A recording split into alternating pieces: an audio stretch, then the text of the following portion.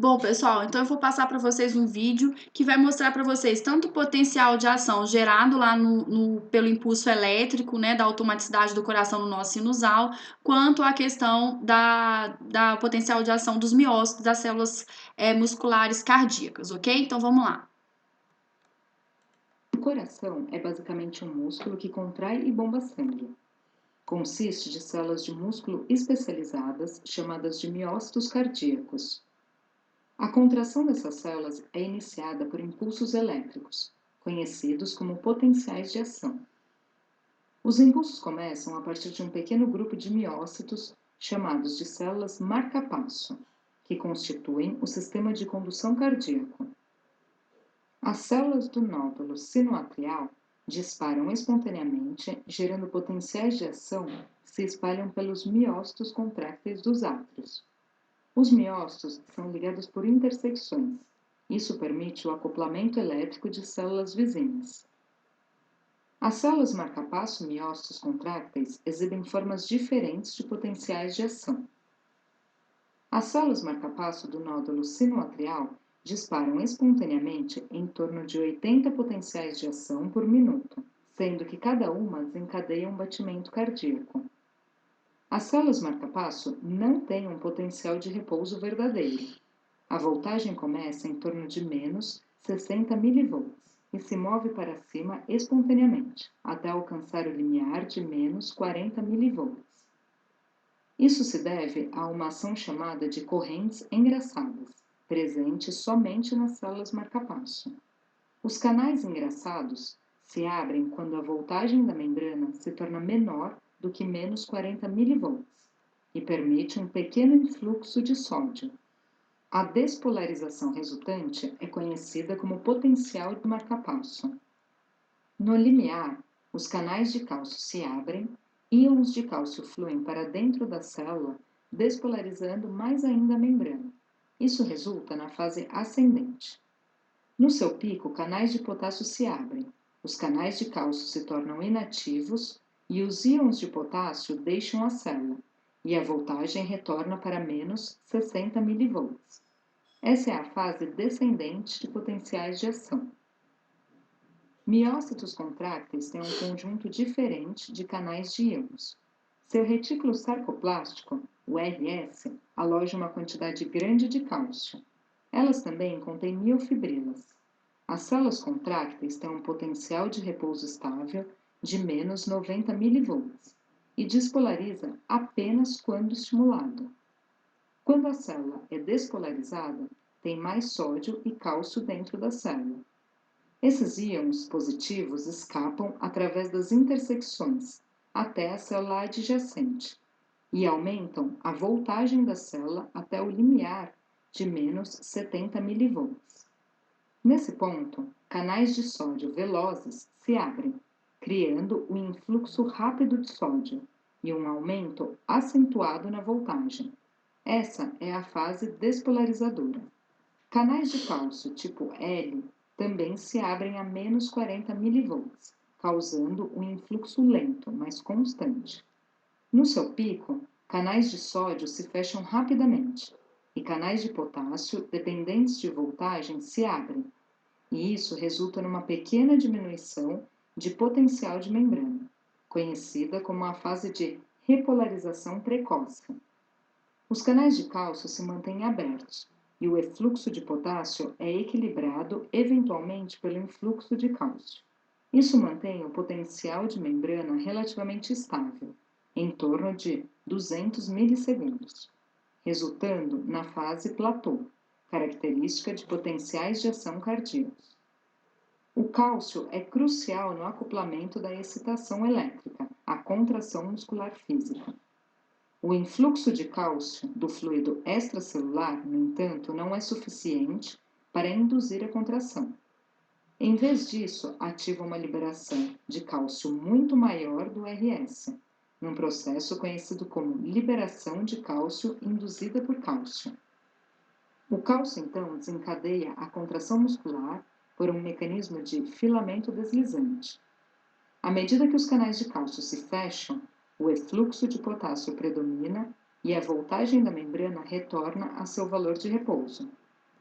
O período refratário absoluto é muito mais longo no músculo cardíaco, e isso é essencial para a prevenção de somação e tétano. Bom, pessoal, eu optei por passar o vídeo porque fica mais dinâmico do que eu ficar aqui falando com vocês e vocês tentando imaginar. Por que que eu optei pelo vídeo? Não dá aqui também para a gente voltar, né, em todo o conteúdo que nós vimos aí. Não dá para a gente ficar voltando em conteúdos que nós já vimos, né? Potencial de ação lá, de canais de sódio e potássio, a questão lá da aula sobre fisiologia muscular.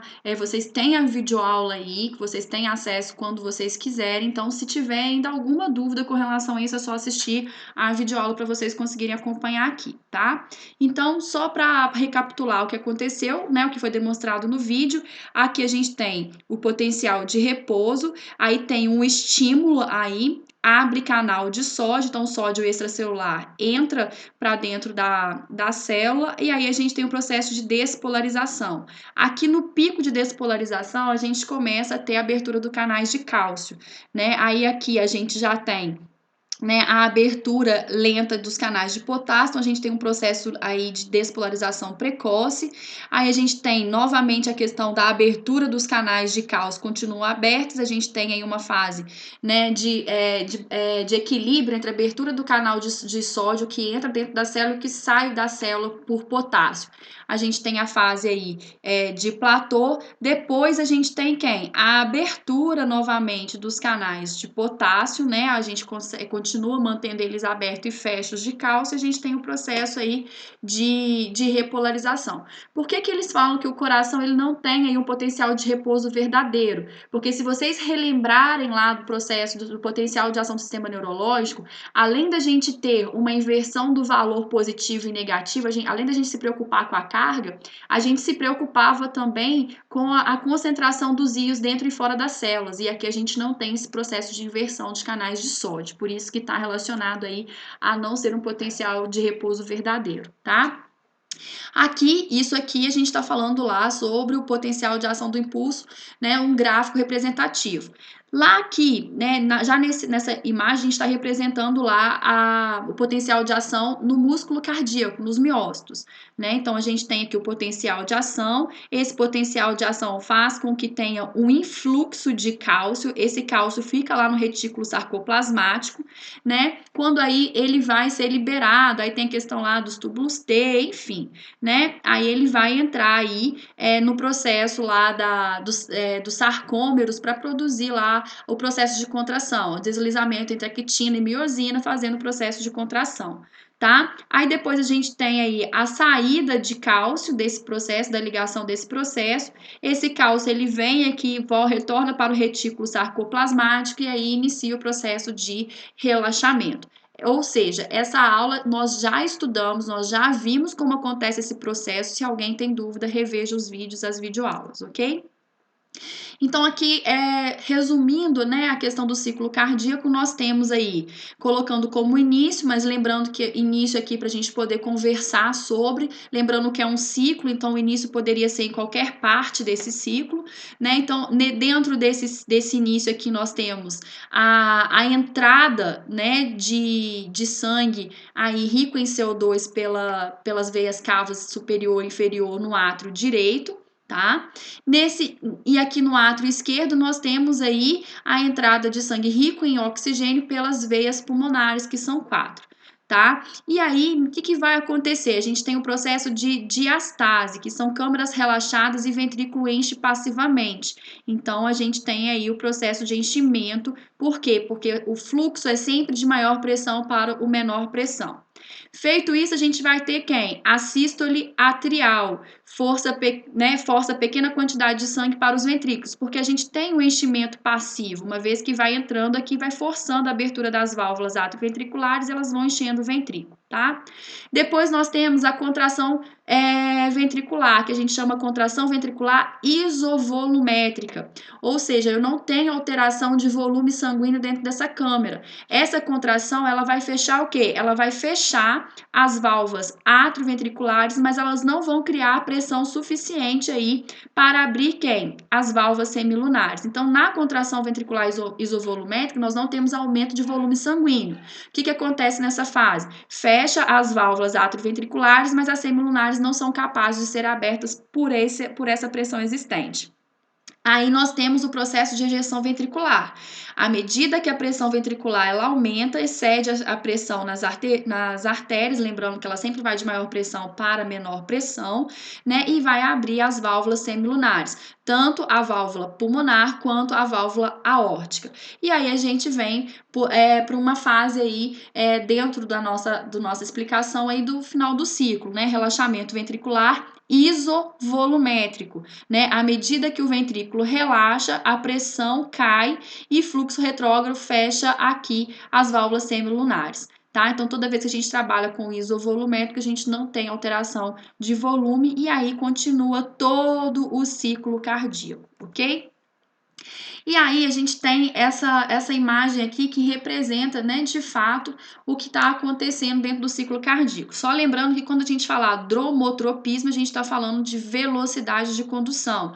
E quando eu falar de inotropismo, eu estou falando da questão de força contrátil, tá? Então, o que acontece aqui, ó? Em vermelho está representado a questão da pressão ventricular, tá? Então, o que está em vermelho é a pressão ventricular. Esse daqui tracejado aqui, nós temos a pressão atrial, tá? O tracejado de cima aqui, nós temos a pressão na aorta e aí a gente tem todo o processo aí do ciclo cardíaco das estruturas envolvidas. Aqui está relacionado com pressão e aqui embaixo a gente está trabalhando com volume. Então, esse aqui em azul, a gente está trabalhando com volume. Então, o que acontece aqui? Ó, nós temos aqui o início do estímulo elétrico. Então, átrio começou o quê? Átrio começou a se encher de sangue, tanto o átrio direito quanto o esquerdo. Então, aqui é o enchimento dos átrios, né? E aí a gente começa a ter o influxo para o ventrículo, certo? Só que aí, aqui já aconteceu quem? Já aconteceu a sístole atrial, porque aí jogou todo o sangue para o ventrículo, os ventrículos se encheram de sangue, aí eu tenho a sístole isovolumétrica, que aí eu tenho o fechamento aqui das válvulas atrioventriculares, aí eu tenho a primeira bulha cardíaca, que é o TUM, que é B1. Tá? Feito isso, olha só o que vai acontecer com a pressão dentro do ventrículo. Se eu tenho muito volume ali dentro, eu tenho um aumento dessa pressão, tá? Se eu tenho aumento dentro dessa pressão, a gente começa a ter abertura da válvula o quê? Da válvula aórtica, que a gente está falando aqui desse processo. Abriu a válvula aórtica, o que vai acontecer aqui, ó? Vai ter um aumento da pressão lá dentro da pressão da aorta, tá? E aí no ventrículo começa a cair a pressão porque tem menos volume de sangue. E aí a gente começa todo o outro processo, abertura de válvula atrioventricular, aí a gente tem o processo de diastase, que é o relaxamento, aí vem a questão do estímulo, tá? Aí eu tenho aqui o enchimento dos átrios, aí eu tenho sístole, aí eu tenho enchimento de ventrículo, aumenta a pressão dentro do ventrículo e assim sucessivamente, tá? Lembrando que quando fecha as válvulas semilunares, a válvula aórtica, a gente tem a segunda bulha cardíaca, que é B2, tá? E aqui vai acompanhando o volume, ó. Quando eu tenho enchimento de ventrículo, o volume vai aumentando, depois que eu tenho aí a abertura de semilunares, o volume no ventrículo ele aumenta, depois ele vai aumentando. Então é só vocês seguirem o gráfico aí com relação ao ciclo cardíaco, aos acontecimentos, tá? Todo esse processo que nós vimos, ele gera um registro da condução elétrica, né? Que é o que a gente chama de eletrocardiograma. Então, a gente vai só passar assim de forma bem genérica mesmo, porque isso requer um estudo aprofundado, né? A leitura do eletrocardiograma. Então, a gente vai ver aqui as funções básicas. Então, nós temos aí dentro do eletrocardiograma a onda P, o complexo que a gente chama QRS e a questão da onda T. tá? Aí a interpretação desse eletrocardiograma é que vocês vão identificar as anormalidades, o infarto, quando que vai acontecer e tal, a gente vai trabalhar isso em atividades. Só que como a nossa disciplina ela se atém à fisiologia humana, não às patologias, a gente não vai ficar muito focado nisso, tá? Então, o que significa a onda P? A onda P significa a despolarização atrial. Se a onda P no eletrocardiograma ela tiver alguma alteração, dá para mensurar, olha, o problema está ali no processo de despolarização atrial, tá? A questão aqui, olha só, quando a gente está falando do complexo QRS, a gente está falando da despolarização ventricular. Então, toda vez que a gente trabalhar com QRS, a gente está falando de despolarização ventricular. E aqui, a repolarização ventricular é representada pela onda T. Por que não é representado a repolarização atrial? Porque a repolarização atrial, ela acontece juntamente com a despolarização ventricular. E como a despolarização ventricular ela é um processo muito mais forte, muito mais intenso, ele registra a despolarização e não registra a repolarização atrial. Tá? E entre esse espaço a gente fala que é o segmento ST, aqui é o segmento PR, né? Então essa aqui é a imagem lá do eletrocardiograma, tá? Então isso aqui a gente tem o significado de cada onda. A onda P, despolarização arterial, QRS, despolarização ventricular e a onda T, repolarização ventricular, certo? E aí, a gente resume aí bastante coisa, né? A gente tem o coração como bomba propulsora, ele vai gerar um fluxo sanguíneo. Esse fluxo sanguíneo é chamado de débito cardíaco. Esse fluxo sanguíneo, ele gera um débito cardíaco. O que seria esse débito cardíaco? É o volume de sangue que é ejetado pelo ventrículo por unidade de tempo. E existe uma fórmula aí, né? Débito cardíaco é igual frequência cardíaca, ou seja, quantas sístoles e diástoles são realizados em 1 minuto, vezes o volume sistólico, ou seja, o volume de sangue após cada sístole, a sístole ventricular, tá? Tem se preconizado aí que o débito cardíaco nos seres humanos é de 5 litros por minuto, podendo ter uma pequena variação, tá? E aí, quando a gente fala de débito cardíaco, a gente vai ver que ele sofre algumas influências. Quando a gente fala de volume sistólico, né, volume de sangue que fica lá no ventrículo para ele ser ejetado para todo o corpo. Então, ele vai estar aí sofrendo influências, né? O débito cardíaco vai sofrer influência da contratibilidade, que a gente chama de inotropismo, que quanto maior a contração do músculo, maior volume ejetado, né? Então, eu vou ter aí aumento do débito cardíaco. Então, quanto mais o músculo consegue se contrair, mais força de ejeção ele tem. Por isso que no processo de envelhecimento, né, quando a gente fala a questão do coração muito grande, que a gente tem isso muito na doença de Chagas ou numa insuficiência cardíaca, é como se as fibras musculares do coração elas estivessem frouxas. Se elas estão frouxas, elas não conseguem fazer o processo de contração de forma adequada, de forma bem vigorosa. Então, quanto mais capacidade de fazer o processo de contração, né, o inotropismo aí, maior a gente vai aumentar o débito cardíaco, ou seja, maior fluxo sanguíneo chega aos tecidos, tá? Tem o mecanismo de Frankenstein, que é maior volume do coração, distende mais as fibras musculares, isso favorece uma maior contração. Isso vocês podem fazer uma analogia, né, sobre a questão pegar um elástico, por exemplo, né? Isso tem a ver com a contratibilidade e com a questão do Frankenstein.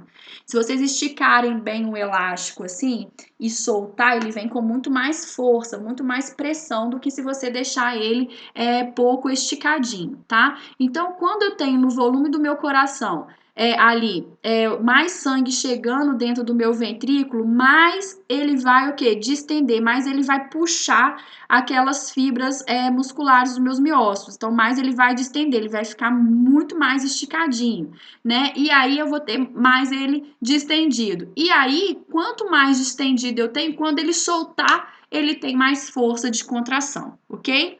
E tem um processo de retorno venoso, né? Quanto mais volume retorna ao coração, mais vai distender as fibras, eu vou ter maior contratibilidade e maior débito cardíaco. Então, o débito cardíaco, por ele depender do volume sistólico, ele vai sofrer essas influências que estão diretamente relacionadas à questão do volume sistólico, tá? Dentro desse retorno venoso, nós temos aí a questão das veias. tá? As veias, principalmente lá dos membros inferiores, elas proporcionam retorno venoso. A gente sabe que o coração é o órgão que leva aí o sangue para todos os tecidos, mas como que esse sangue dos tecidos retorna ao coração? Qual é o processo aí de bomba, né? Aí a gente tem o processo de válvulas dentro das veias, né, que vão participar desse processo, que vão favorecer o retorno venoso aí para o coração. Associado quem? Associado aos músculos, tá? Principalmente a questão dos músculos aí que são da panturrilha, né? Eles vão funcionar como bomba para essas veias. E essas veias têm essas válvulas aqui para impedir o refluxo sanguíneo. Então, por isso que é importante também a atividade física, né? A musculatura aí da panturrilha, que ela favorece o retorno venoso. Por isso que muitas vezes ficar sentado, né, com a perna com a perna cruzada, e isso pode atrapalhar o retorno venoso. Por isso que quando vai aferir pressão de algum paciente, a gente pede para que eles não fiquem, né, com perna cruzada, com nada prendendo. Por quê? Porque isso prejudica retorno venoso. Se te prejudica retorno venoso, a gente tem prejuízo de débito cardíaco aí, tá? E a gente vai mensurar falsamente essa pressão, ok? E já que a gente está falando de veias e artérias, a gente vai ver aí algumas peculiaridades. Então, as artérias são vasos que ligam o coração aos demais tecidos e as veias são vasos sanguíneos que ligam os tecidos do corpo ao coração, né? As artérias, ela tem uma elasticidade muito maior do que as veias, ela consegue distender, ela consegue dilatar muito mais do que as veias e elas têm essas propriedades, né? A gente tem a túnica externa. Aí tá comparando, ó, na artéria, a túnica externa, ela é mais delgada que a túnica média, já na veia, ela é a camada mais espessa, a outra estrutura é a túnica média, que é mais espessa nas artérias, tá? Já na veia, ela é mais delgada, e nós temos a túnica íntima, né, que aí tem participando todos, tanto nas veias quanto nas artérias. Lembrando que as veias, elas vão ter quem? As válvulas semilunares e as artérias não. Tá? Então, dê uma atenção para isso também. E aí, a gente vai falar agora sobre a pressão, fluxo e resistência. Né? Então, pensando aqui no compartimento, né? Por exemplo, pensando no recipiente, mas fazendo uma analogia à questão do coração, se eu tenho aí, né, um fluxo, um líquido entrando, que no caso é corrente sanguínea, eu vou gerar o quê? Eu vou gerar uma pressão provocada por esse fluido. Se dentro desse compartimento, que é o coração aí, e a gente tem os processos de veias e artérias, eu tenho um processo aí de condução, eu tenho aí que esse fluxo, ele vai ser ejetado. Se eu tenho pressão, essa pressão vai conseguir ejetar e gerar um fluxo, né? Um fluxo desse sangue. Se eu aumentar aí esse vaso, essa artéria aí, eu vou ter também quem? Um aumento de fluxo. Então, quanto menor eu tiver ali o espaço, né, menor o fluxo. Quando eu tiver uma maior abertura, eu tenho um fluxo maior, ok?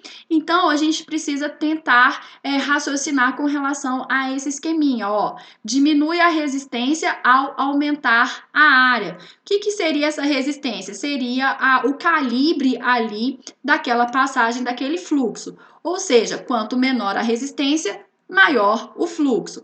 E quanto menor a pressão, menor o fluxo, porque quem está gerando aqui o fluxo foi quem? Foi a pressão gerada pelo fluido. Então, a gente conclui que fluxo é diretamente proporcional à pressão e inversamente proporcional à resistência. Aí a gente tem o processo de controle da pressão arterial, tá? A pressão arterial, ela está relacionada com o débito cardíaco, ou seja, o volume que é ejetado de sangue sobre a resistência periférica, ou seja, né, o calibre ali daquelas veias, artérias e capilares que fazem presentes. Então, se aumentar débito cardíaco, a gente vai ter o quê? Um aumento da PA, porque qual que é? Pressão arterial é igual ao débito cardíaco vezes resistência periférica. Se aumentar a resistência vascular periférica, ou seja, diminuir o diâmetro do vaso, aí esse diâmetro do vaso pode diminuir por um trombo, ou seja, um coágulo que formou ali dentro e diminui a luz do vaso. Pode ser por conta do frio, né, a baixa temperatura que façam que o vaso ele se contraia, então diminua, eu vou ter aumento aí da PA. Por isso que é muito comum idosos, né, eles infartarem aí no inverno, porque o próprio frio já diminui a luz do vaso, se ele tem uma comorbidade, pode gerar esse processo, tá? E aí a gente tem a questão da pressão arterial média, ela é determinada por quê? Volume de sangue, né, que é determinado por ingestão de líquidos e também pela perda de líquidos, nós vimos isso lá na questão antes do sistema neurológico, uma das nossas primeiras aulas, que é o equilíbrio hidroeletrolítico, né? E essa questão pode ser passiva ou regulada pelos rins, né? Passiva pelo suor, pode ser pela ingestão, né? De líquidos mesmo, ou regulada pelos rins, quando o rim ele faz o processo de vasoconstrição e diminui a diurese, né? Ele diminui o volume urinário, então ele pode reter ou ele pode aumentar o volume urinário e favorecer a perda, tá? Eficiência do coração como bomba, que a gente tem o débito cardíaco, que é o volume que é ejetado, determinado por frequência cardíaca, sístole e diástole, contração e relaxamento, e a questão do volume sistólico, o quanto de sangue chega ao coração. Nós temos a resistência do fluxo sanguíneo, determinado por diâmetro das arteríolas. Quanto é maior o diâmetro, maior é esse fluxo, né? Quanto menor o diâmetro, menor esse fluxo. E distribuição relativa do sangue entre vasos sanguíneos, artérias e venosas, que aí também está determinado pelo diâmetro das veias, tá? Então, a gente tem o controle neural da pressão, né? Então, como que vai acontecer isso? Lá no suco carotídeo ou no arco aórtico, nós temos que nós chamamos de quem? De baroreceptores, tá? Então, esses baroreceptores, eles vão atuar no sistema nervoso autônomo, que é o simpático e parasimpático, através do estímulo dos nervos vago e glossofaríngeo.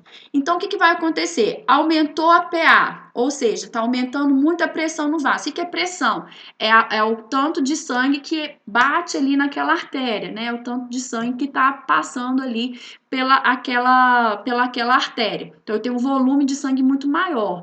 Aí, o que vai acontecer? O nervo vago percebe. O nervo vago percebeu que a pressão está muito alta, ele vai acionar quem? O sistema parasimpático. O sistema parasimpático ele vai atuar lá fazendo o quê? Diminuindo frequência cardíaca. Se diminui frequência cardíaca, diminui também quem? Débito cardíaco. Se diminui débito cardíaco, eu tenho diminuição da pressão arterial. É só vocês irem colocando as formulazinhas, tá? Agora, se a pressão arterial diminuiu muito, né? Então, ou seja, eu tenho um volume de sangue muito menor ali, a pressão está menor. O que vai ser acionado? Vai ser acionado o nervo glossofaríngeo, que vai acionar o sistema simpático e ele vai aumentar quem? A frequência cardíaca. Ele pode aumentar tanto a frequência cardíaca quanto também aumentar a força de contração, que aí vão aumentar débito cardíaco. Além disso, pode fazer vasoconstrição de arteríolas, que vai aumentar a resistência vascular periférica e a gente tem quem? Aumento de PA. Ok? Então, esse é o controle neural da pressão arterial. Nós também temos o controle hormonal da pressão arterial. A gente vai entender melhor quando a gente vê o sistema renal, o sistema urinário, tá? Que tem a ver com o sistema renal. Aqui é uma imagem do néfron, tá? E aqui a gente tem a questão do glomérulo. Esse glomérulo, a gente tem a arteríola aferente e a arteríola eferente. A arteríola aferente é aquela que recebe o sangue proveniente lá do coração rico em oxigênio, tá? Então, como que vai acontecer? Se aqui chegou pouco sangue na arteríola aferente, o que vai acontecer? As células, né, justaglomerulares, que fazem parte aqui do glomérulo, elas vão produzir a renina, que é um hormônio, né? Essa renina vai liberar angiotensinogênio. Esse angiotensinogênio vai ser transformado em angiotensina 1. Quando a angiotensina 1 circula pelo corpo e vai para os rins e pulmão, encontra uma enzima conversora de angiotensina, que é a ECA, que vai transformar a angiotensina 1 em angiotensina 2. Essa angiotensina 2, ela faz vasoconstrição, ou seja, ela vai diminuir a luz do vaso, né? Ela vai começar a liberar, aí ela vai aumentar a resistência periférica vascular e vai aumentar a pressão. Além disso, ela vai liberar um outro hormônio, que é a aldosterona, né? Que vai reabsorver sódio e água para dentro do vaso, aumentando aí fluxo sanguíneo, tá? Aqui eu tô passando para vocês um pouco mais rápido, mas a gente vai voltar todo nesse processo no sistema renal, ok? E aí nós temos também regulação da temperatura, pela questão do hipotálamo, né, a questão da temperatura corporal, quando está muito quente aí, nós temos aí o vasodilatação, a gente diminui a pressão, e quando está muito frio, né, a gente tem aí a vasoconstrição e aí a gente tem a maior resistência periférica, a gente pode aumentar essa pressão aí também, tá? E a gente pode ter também pelo córtex cerebral, né, que é o estímulo visual, que aí a gente tem um reflexo vagal, né, vaso vagal, que é quando a pessoa olha, por exemplo, eu vi muito sangue, não aguentei, aí a pressão abaixa, a pessoa desmaia. Então, tá relacionado a esse processo também, tá? E aí a gente vai deixar, né, uma sequência para nossa próxima aula, que é a questão da regulação da pressão pelo quimioreceptores, que é pela quantidade, né, de oxigênio e CO2 dentro do organismo, que a gente vai ver aí com maior profundidade na questão do sistema respiratório, ok? Que é o tema da nossa próxima aula. Bom, pessoal, era isso que a gente precisava ver sobre o sistema circulatório. Na próxima aula, a gente vai ver sobre a questão do sistema linfático e o sistema respiratório, tá?